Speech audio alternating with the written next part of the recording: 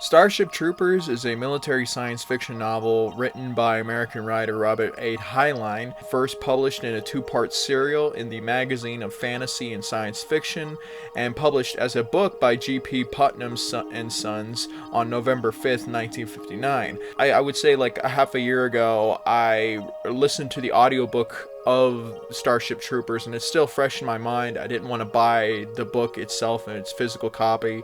I just wanted to listen to the free audiobook that was on YouTube. So I wanted to kind of give you guys my opinion of this important piece of science fiction and talk about it and really give you guys my brief review of it. So the story is set in the future society ruled by a human interstellar government dominated by a military elite called the Terran Federation. Under this system, only veterans of the military enjoy full citizenship, including the right to vote.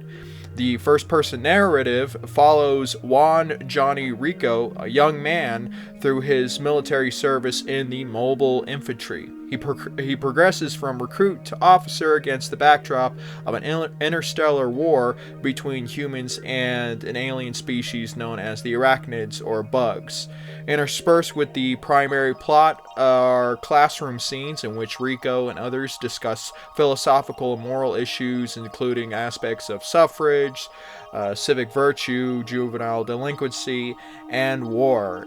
These discussions have been described as expounding Robert A. Heinlein's own political views throughout the book. Now, of course, going into this, I would compare this book to the movie. The movie is really fantastic, from Paul Verhoeven back in 1997. But I think Starship Troopers, obviously, the novel is more detailed. There's a lot more interesting stuff in the novel, and the movie, understandably, deviates quite substantially from the book in many parts, and also is somewhat of an improvement from the book in the sense that here the book, which I understand is important in the sense of like really establishing military science fiction and also providing us an understanding of a technology known as power armor. This was kind of like really the kind of first description of power armor that really went on to kind of influence a lot of other science fiction books and media, including Halo. When I think of like power armor, I think of like Halo and really the power armor that's used by Master Chief and the Spartans in the video games. And I think that while all the elements of like the government, the military government, the weaponry as described as like the power armor and how the society works and the arachnids and how many of the enemies in the universe essentially works, we get a lot of filler within the novel, and I think that's the main issue that I wanted to kind of get into. So in the beginning of the novel, we get really a sense that we understand the type of warfare that occurs. So the novel opens up with Johnny Rico aboard a transport ship, and he's part of this platoon known as the Roughnecks. The platoon carries out a raid against a planetary colony held by these aliens called the Skinnies. The raid is relatively brief. The platoon lands on the planet, destroys its targets, and retreats, suffering 2 casualties in the process. And this is the first kind of starting off point from in the book that's extremely different from the movie, in the sense that we learn about how the humans have to engage in these type of tactics against their enemies, knowing because of the fact that they've been failing and using kind of full-scale invasions, so they have to kind of change and use the type of hit-and-run warfare. And also, we get an establishment of a new type of alien species that the humans are up against, which are called the Skinnies. The Skinnies, who are described as these kind of lanky, tall aliens that are allies to the arachnids.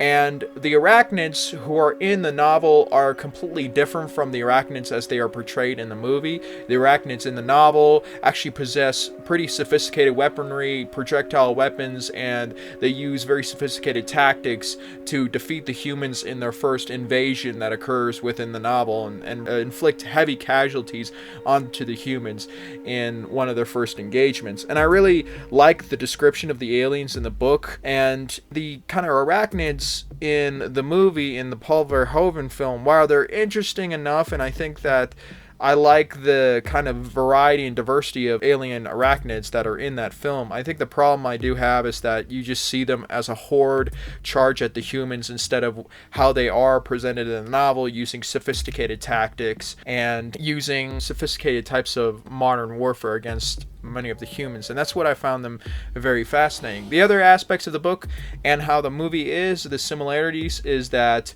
we do get the kind of classroom scene in the beginning of the film that kind of tells us how the world and how the government exists in this kind of future society and how it came about. We learn that military veterans took over the government after really the democracies of the world started falling apart. There was moral decay, there was degeneracy, there was high crime rates, and this kind of led to a kind of a military dictatorship, a global military dictatorship throughout the world. Now, in the movie, this is a brief scene with Michael Ironside as the teacher teaching the classroom about their philosophy, but within the book, and this is where I think the book has a couple issues with me, is that this kind of philosophy is strung out throughout the book, in the sense of like we're constantly given these classroom scenes in which they describe their philosophy, describe why the society exists as it is, why that to gain citizenship you have to be part of the you have to do your military service. And this I think is the issue that I have with the book, in the sense of like, while it's interesting we understand this kind of militarism and this type of sort of fascistic philosophy that exists in this world and how they justify the existence of this military state, all of it's very interesting, but it's just drawn out, and a lot of times it can come off as very boring, and you really do get this sense of like this is really where the book is aged a lot, because it's kind of trying to hit you over the head with a lot of this philosophy.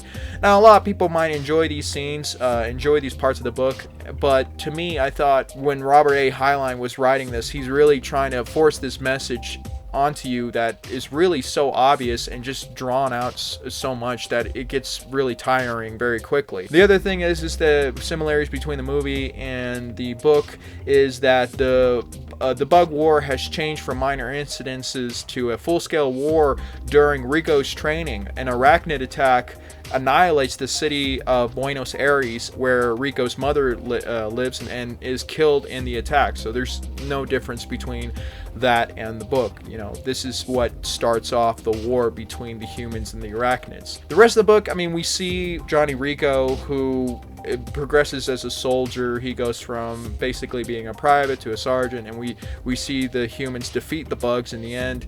And I believe the novel ends with him holding the rank of second lieutenant in command of an old platoon, with his father, who actually survived the attack on Buenos Aires, as his platoon sergeant. The platoon has been named Rico's Roughnecks and is about to participate in another attack on Klendathu, Klendathu being the planet where the arachnids reside. And so in the movie, we have the ending occur the same way. We see the humans and Rico leading the way, fighting up against the arachnids in this war that's pretty much, you're asking questions of why does it exist, what's the purpose of this war, why is humanity up against them, because it seems like a lot of the aspects of like why they're kind of just attacking them is just because of imperialism. They just want to expand and wipe out any other races of aliens and just kind of dominate the galaxy and dominate the universe in a sense. And so you kind of, the ending of the film, which obviously is a satire, which Paul Verhoeven has stated as a satire, is very much, I think, perfect in that way. Whereas like with the book, of course, you get this message throughout the book that what they're doing is right, and it's constantly hitting you upside the head with this message, because you feel that while the government and the society that they live in is very fascist and very imperialist, there's not really that much of a criticism towards that government and towards that society of what they're doing is pretty atrocious in any way. Now, am I saying that Robert A. Heinlein is a fascist and intentionally putting out fascist and militarist themes in his literature? Not at all. Robert A. Heinlein has gone on to write many great pieces of literature that cover many subjects that include religion and philosophy, especially in his novel Stranger in a Strange Land, which covers the issues such as religion in the future, as those kind of issues that were covered in the book were very important for the time in the late 1960s. So I don't think that Robert A. Heinlein is like, let's say, the teacher character present in the novel, with him justifying this fascistic society of the future, or stating that this fascist society should exist in our world. Heinlein is quite an intelligent author, and his writing is very challenging. With that said, though, about him, I feel this novel is really dated by the messaging in the book, and the overall feeling of it is that of the 1950s. Many of these issues that the military society of the Terran Federation says it eradicated, such as crime, moral decay, and juvenile delinquency, must have been the issues of the 1950s that were important to people at that time, that was discussed in the culture.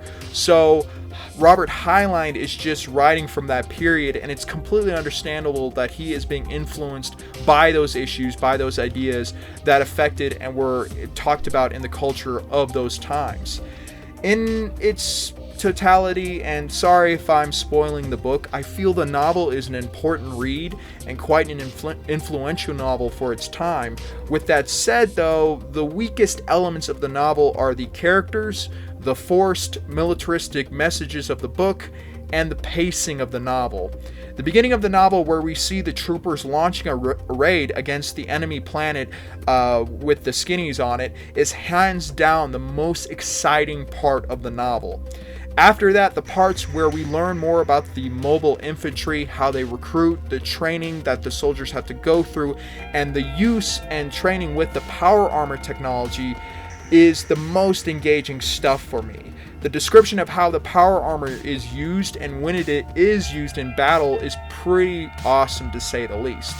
And like I stated again, the first 45 minutes of the novel, where they fight the alien species, the skinnies, should be its own short story for how we learn quickly what type of tactics and strategies the mobile infantry use, and how they fight up against these alien enemies in this alien environment.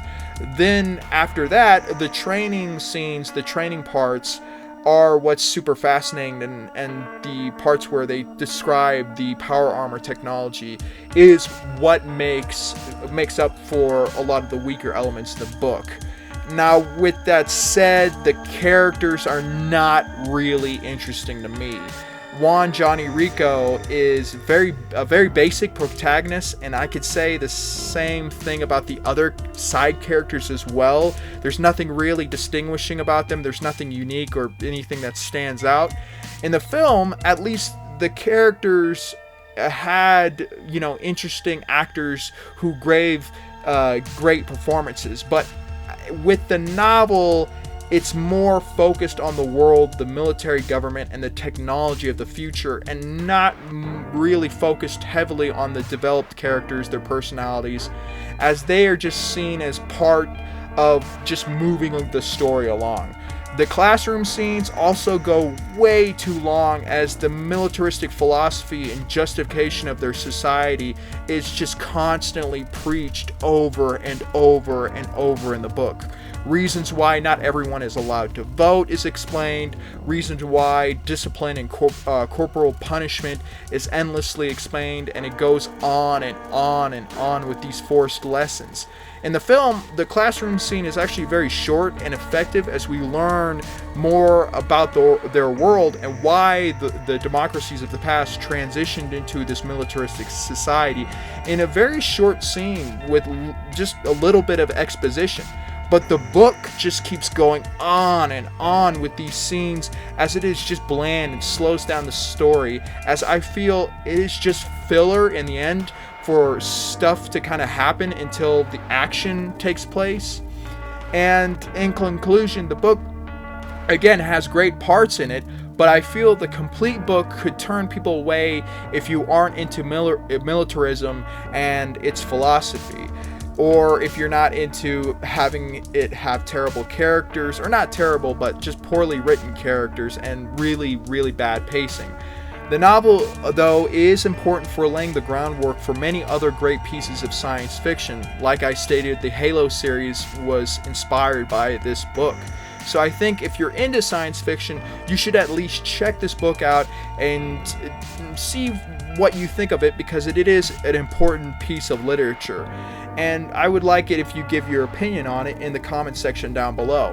Let me know where I'm wrong. Let me know about your take on Starship Troopers, if it's a boring book or if you actually really liked it, and especially the kind of power armor technology that's present in the book. Yeah, let me know in the comment section down below, as I would love to read your guys' opinions on it. Thank you for watching this video. I just wanted to give kind of my brief review of this book and give you my opinions as I kind of heard it about half a year ago on a YouTube audiobook. So yeah, I hope you guys enjoyed this video, and thank you for watching. Please like and subscribe, and like always, have a wonderful day.